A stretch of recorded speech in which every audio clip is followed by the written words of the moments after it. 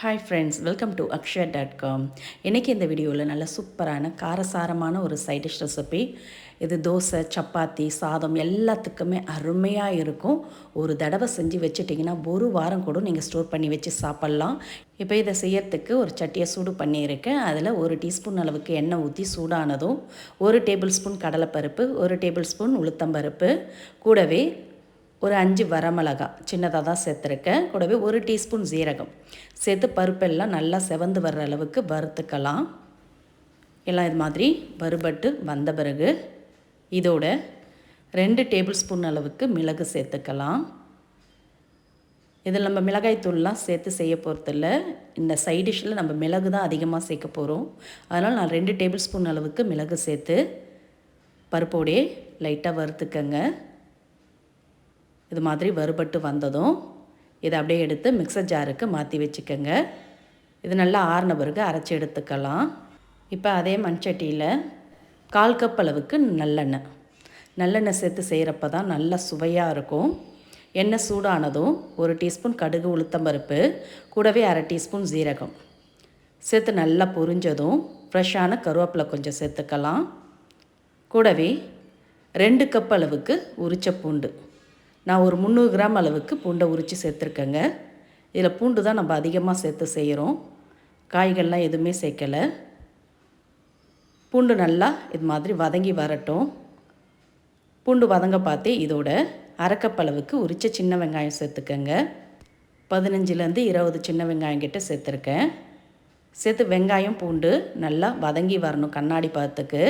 இது வதங்கிறதுக்குள்ளே நம்ம வறுத்து ஆற வச்ச பருப்பு எல்லாத்தையும் அரைச்சி எடுத்துகிட்டு வந்துடலாம். அது கூடவே ஒரு 3 பீஸ் தேங்காவை பொடியாக கட் பண்ணி சேர்த்து ஃபஸ்ட்டு நல்லா அரைச்ச பிறகு தேவையான அளவு தண்ணீர் கொஞ்சமாக சேர்த்து நல்ல இது மாதிரி பேஸ்ட்டாக அரைச்சி எடுத்துக்கோங்க.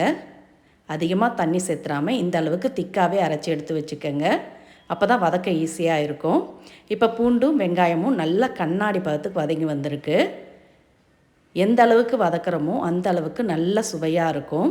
இப்போ இதோட ஒரு மீடியம் சைஸ் பழுத்த தக்காளியை பொடியாக கட் பண்ணி சேர்த்து கலந்துக்கலாம். இது கலக்க பார்த்தே இதோட 1/4 டீஸ்பூன் மஞ்சத்தூள், 1 டீஸ்பூன் உப்பு சேர்த்துட்டு இது கூட நம்ம அரைச்சி வச்ச மசாலாவை சேர்த்துக்கங்க. மிக்சர் ஜார்லேருந்து நல்லா ஒட்டை வழித்து விட்டு சேர்த்துக்குங்க. பிறகு மிக்சர் ஜாரை அலசி ஊற்றிக்கலாம். அப்படியே இருக்கட்டும். இப்போ மசாலாவோட பச்சை வாசனை போகிற அளவுக்கு நல்லா கலந்துட்டு இதை அப்படியே பிளேட் போட்டு மூடிடலாம். ஒரு 2 நிமிஷம் மூடி இருக்கட்டும். அதோட பச்சை வாசனைலாம் போய் நல்லா வதங்கி வரும். இப்போ 2 நிமிஷத்துக்கு அப்புறம் திறக்கிறேங்க. நம்ம சேர்த்த எண்ணெய்லாம் பிரிஞ்சு மசாலா நல்லா வதங்கி வந்திருக்கு. இப்போ இதோட ஒரு சின்ன லெமன் சைஸ் புளியை ஊற வச்சு கரைச்சி எடுத்து ஊற்றிக்கங்க. 1 கப் அளவுக்கு புளி கரைசலை ஊற்றிட்டு இது கூடவே மிக்சர் ஜாரில் 1 கப் அளவுக்கு தண்ணீர் விட்டு அலசி ஊற்றிக்கங்க. மொத்தமாக 2 கப் அளவுக்கு தண்ணீர் ஊற்றிருக்கேன். ஊற்றி நல்லா கலந்துக்கங்க. இது மாதிரி நல்லா கலந்த பிறகு திரும்பவும் பிளேட் போட்டு மூடி வச்சிடலாம். நல்லா ஒரு 3லேருந்து 4 நிமிஷம் கொதிக்கட்டும். கொதித்து குழம்பு கொஞ்சம் திக்காகட்டும். இது மாதிரி மூடி வச்சிங்கன்னா தான் வெளியெல்லாம் தெறிக்காமல் இருக்கும்.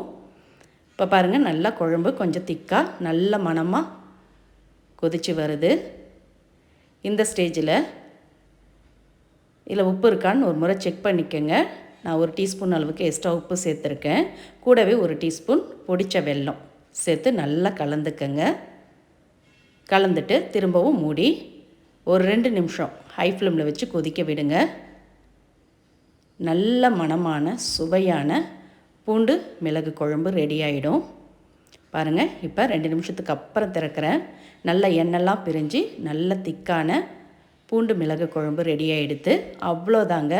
இதை ஒரு முறை செஞ்சு வச்சிட்டிங்கன்னா போதும், ஒரு வாரம் கூட நீங்கள் வெளியே வச்சு ஸ்டோர் பண்ணி சாப்பிட்லாம். அருமையாக இருக்கும். 1 ஸ்பூன் போட்டிங்கனாலே போதும், தட்டு சோறும் காலியாகும். இது தோசை, இட்லி, சப்பாத்தி கூட சூப்பராக இருக்குங்க. கண்டிப்பாக டிஃப்ரெண்ட்டாக ஒரு முறை செய்து பாருங்கள். இந்த ரெசிபி பிடிச்சிருந்தா வீடியோக்கு ஒரு லைக் கொடுங்க. ஃப்ரெண்ட்ஸ் அண்ட் ரிலேட்டிவோட இந்த வீடியோவை நிறைய ஷேர் பண்ணுங்கள். மறக்காமல் நம்ம சேனலையும் சப்ஸ்கிரைப் பண்ணிவிடுங்க. நன்றி, வணக்கம்.